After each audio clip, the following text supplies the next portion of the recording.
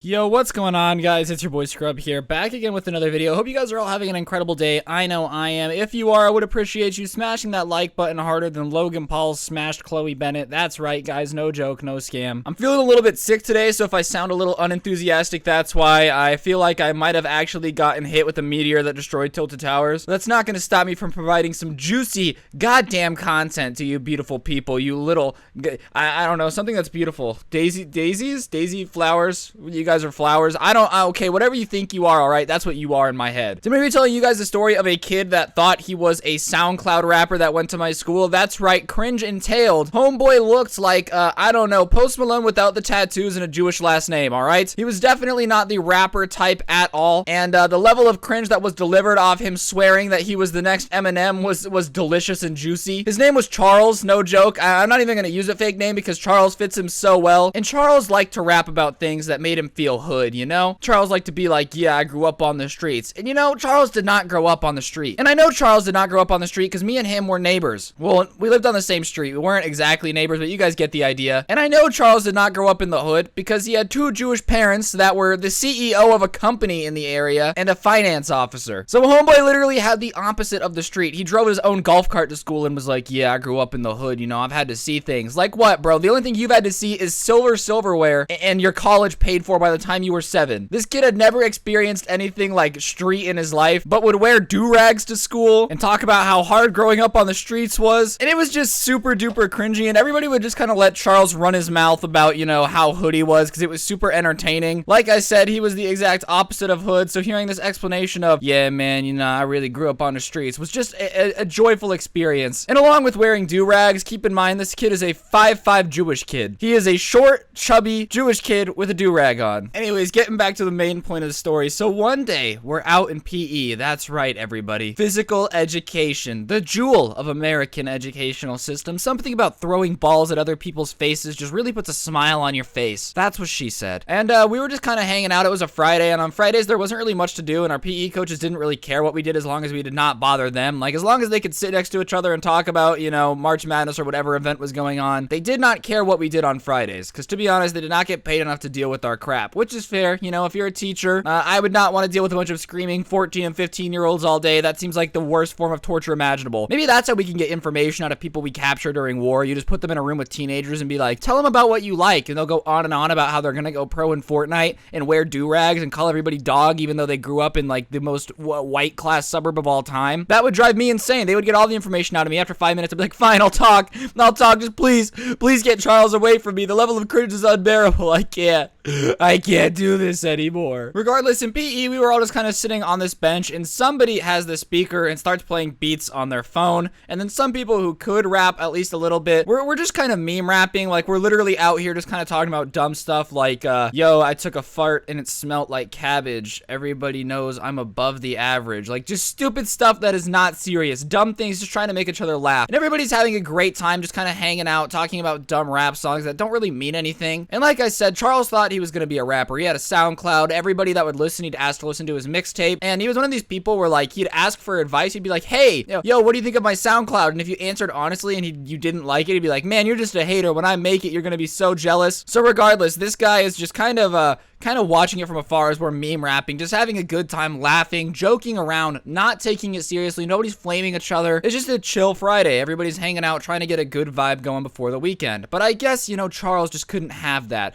because he walks over, swags on over with his do-rag on, really looking like the man. Ooh, Eminem himself, Slim Shady, would cower in fear at the form of Charles slowly walking towards him. Yo, Eminem, you might be the real Slim Shady, but you got nothing on Charles Lebowski, alright? That is right. I will destroy you. I will eat you like a Chipotle burrito. That is the type of kid that Charles was anyways. So he kind of walks up and says, yo, let me drop a beat. And we're all like, yeah, how about no, Charles? Because you're not good at rapping, 1. 2, for some reason, the kid always felt like he just had to diss everybody in a rap song. Like, he could not just rap about, you know, eating gummy bears and sniffing candles. No. We had to talk about how he's banging your mom in 14 different languages while singing the Teletubbies theme song and talking about how every teacher in here sucks and is stupid and how he's gonna make it one day. day. Like, he could not just have a good time. Everything had to be a battle rap in his reason, all right? Like, I guess the only experience he's had with the streets is watching 8 Mile 47 times, you know, the Eminem movie, because homeboy was really not the type of person that you wanted to have in a battle rap situation. But whatever, he's like convinced that that's every rap group ever has to just diss each other and drop diss tracks. So he's like, nah,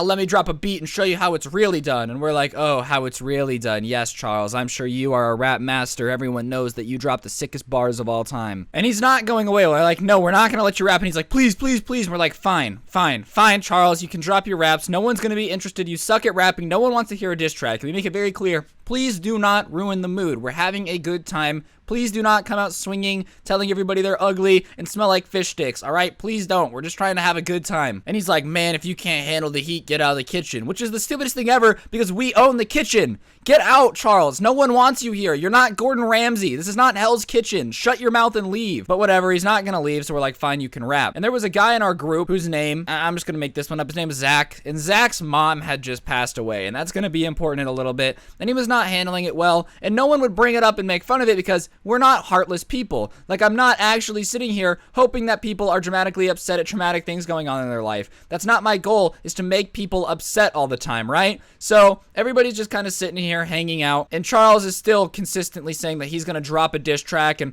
the hottest beats are gonna be slamming out everywhere across the universe. It's gonna be so gnarly. You guys can't wait to see this thing where he's gonna drop some sick bars and show everybody what a real MC is like. All right, dude, it's 1982. We're calling everybody MCs again. I see how it is, whatever. So we start playing him a beat that sounds like clown shoes getting clapped together, and he's like really feeling it. He's moving his head around, really animated, and we're like, oh, Charles, this is gonna be cringe. Please do not do this. Please, for the love of God, do not do it. And he starts rapping, and it's not even close to sounding good. Like, for some reason, you know when someone's trying to rap and it's almost good, but it's not? No, not even like that. It's just horrible. He's like, yeah, I'ma tie my shoes.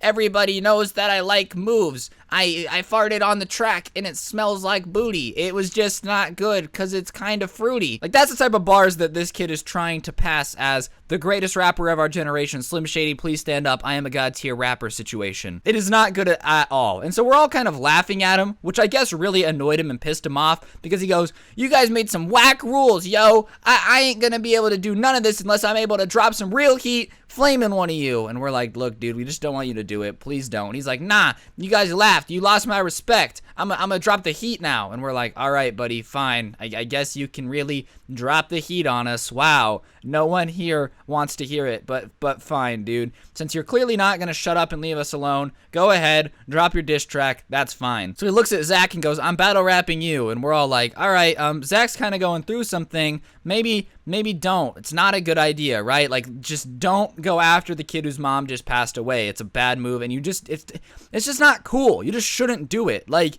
come on, the poor kid just lost his mom. He doesn't need to be battle rapped and flamed to death by Charles, all right? Not that Charles was really good at roasting anybody, but still. You know, like, the kid's upset he's not having a good time lately. The last thing we should do is put him in a situation where he's going to get roasted for 4 minutes.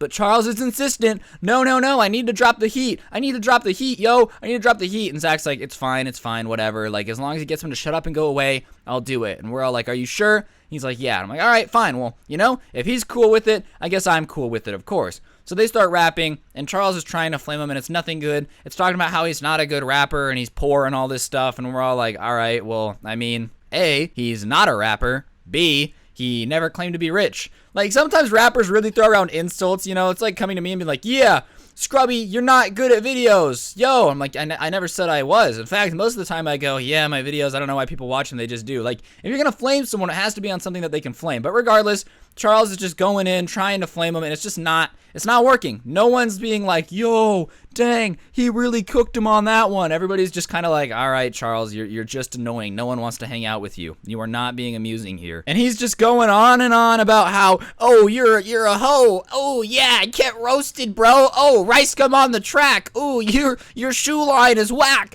Yeah, your hair is ugly. And we're just kind of like, And he's kind of realizing that we're not impressed, and he wants to get roasted even more. He wants more flames. He wants more bars. He wants us to be entertained. He wants us to be hyped up. So he looks at Zach and says, your mom might be dead, but don't let that get in your head. And we're all like, What? What did you just say, bro? Did you really just cook this kid's dead mom because of a rap battle to try to get a reaction? And Zach immediately, without hesitation, punches Charles in the face, and everyone's like, yeah, you deserved it. And he's like, bro, what the hell? We were just roasting.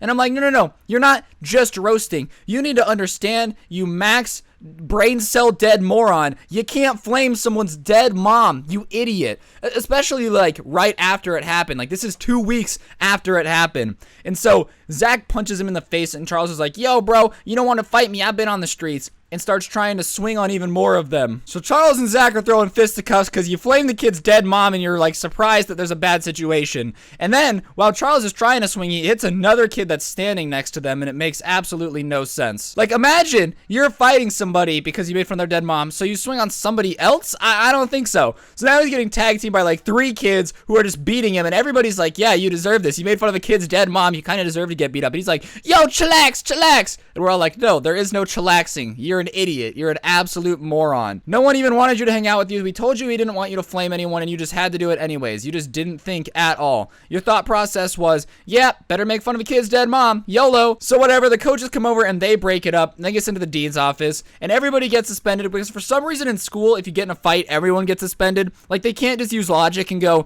clearly not everybody here is a guilty party. I'm sorry. If I got suspended for fighting someone who made fun of my dead mom, I would take that suspension with pride. I'd be like, yeah, you bet I got suspended, and I'd do it again. Literally nothing would change. Afterwards, you know, obviously they had to get moved classes because when you fight in our school, you can't really stay in the class with the person you just fought. That's not how it works. That's not how the process goes. They all get suspended. He gets moved out of class and proceeds to tell everyone who wasn't there that he won the fight 3-on-1, which is just not true. There's like videos of it, but whatever. Charles is bragging about how he fought 7 kids at once with one hand behind his back while rapping Slim Shady and doing the Macarena. It was the most insane thing of all time, and everybody just didn't believe him because they knew it wasn't true. And Charles proceeded to get beat up quite a few more times in high school. I have a lot of stories based upon his process and his thing, and him just constantly trying to rap and looking cool. He's a massive goofball. It was not a good situation of all time.